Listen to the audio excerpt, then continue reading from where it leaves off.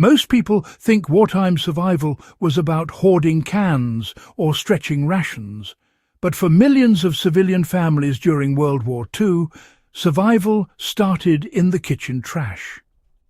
When supply lines collapsed, seeds were scarce and shops stood half empty. Families learned something modern society has nearly forgotten. Some foods don't end when you eat them. They regenerate. During the war, this wasn't a novelty trick. It was a quiet, disciplined practice that turned scraps into steady food.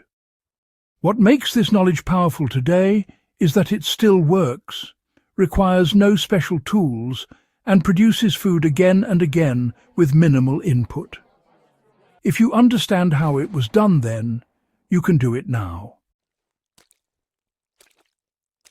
During the early years of the war, governments pushed victory gardens, but not every household had access to seed packets. Many families learned to look at vegetable remains not as waste, but as planting stock. This wasn't folklore.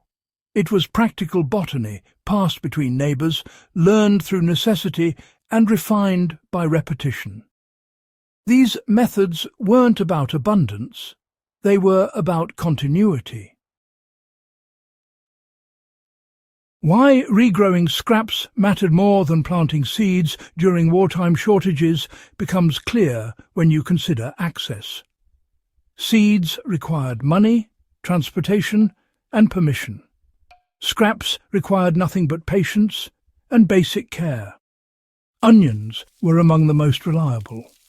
Families saved the root ends, dried them briefly to prevent rot, and set them directly into soil or containers. Within weeks, new green growth appeared, followed by full bulbs if space allowed. Even when bulbs didn't fully reform, the greens alone provided vital nutrients. Today, the same method works in a shallow pot on a windowsill or backyard bed, especially useful when fresh produce access is limited. Potatoes were treated less like food and more like currency. Eyes cut from peels were planted carefully, often after air drying to prevent disease.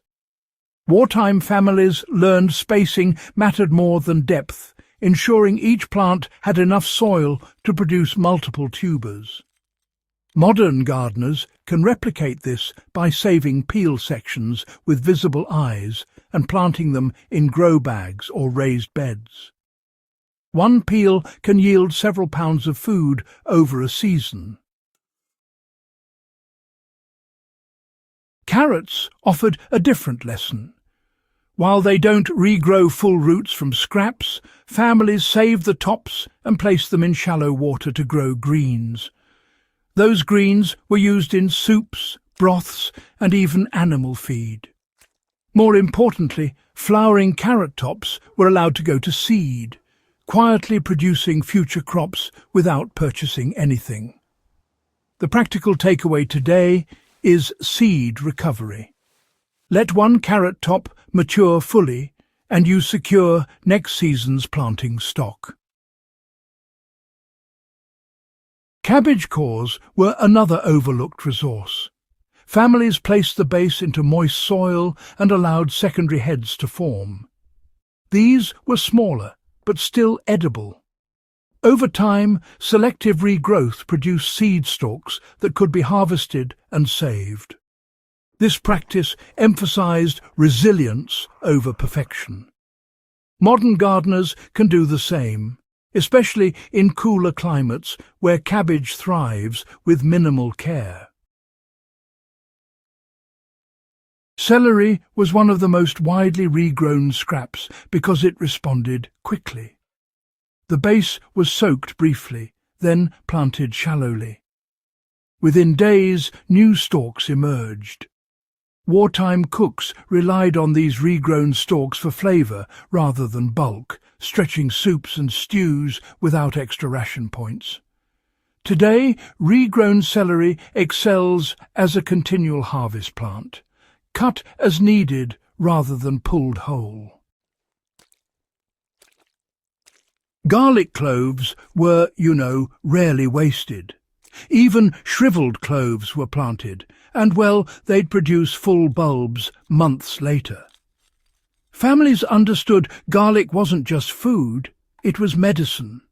Its antimicrobial properties were widely respected, even if not scientifically defined at the time.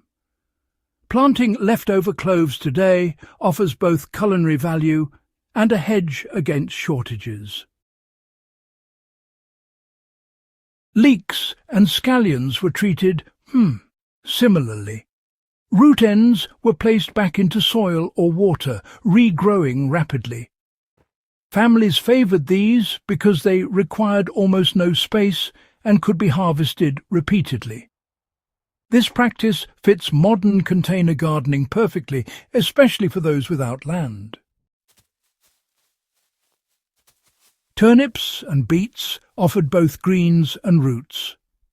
Wartime families often harvested greens first, allowing roots to mature later.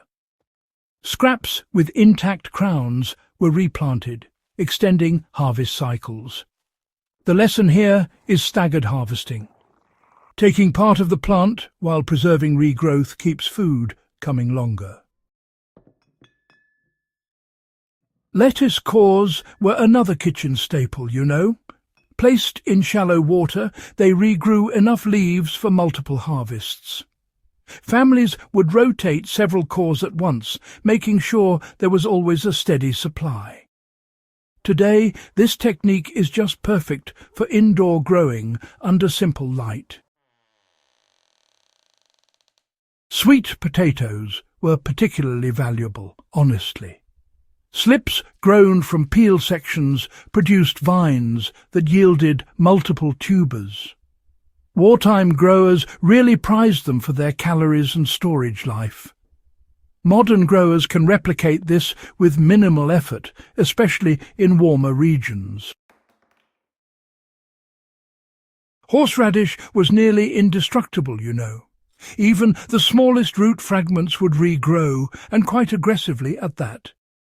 Families used to plant it along the edges of their property, serving both as a source of food and, as a natural deterrent. Once it was established, it just kept coming back year after year. The same holds true today, making horseradish a solid choice for a long-term survival crop. Herbs like parsley and cilantro, for instance, were regrown from stem bases, providing a bit of flavour when spices were hard to come by.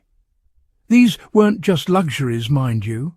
They made those repetitive meals a bit more tolerable, and honestly, they made them nutritionally stronger as well.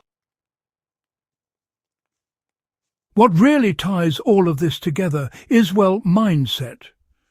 Families during the war didn't regrow scraps just as a hobby or pastime. They did it because, to them, waste equaled vulnerability. Every single regrown plant meant one less dependency on an uncertain system. The modern application is pretty straightforward, actually. Save your scraps. Observe their growth. Replant with intention. Allow some plants to mature fully and go to seed. Over time, those scraps turn into systems. If you found value in this deep dive into forgotten wartime food resilience, do consider subscribing to the channel for more historically grounded survival knowledge. And if you would, share this with someone who understands that real preparedness doesn't start in a store. It starts with what you refuse to throw away.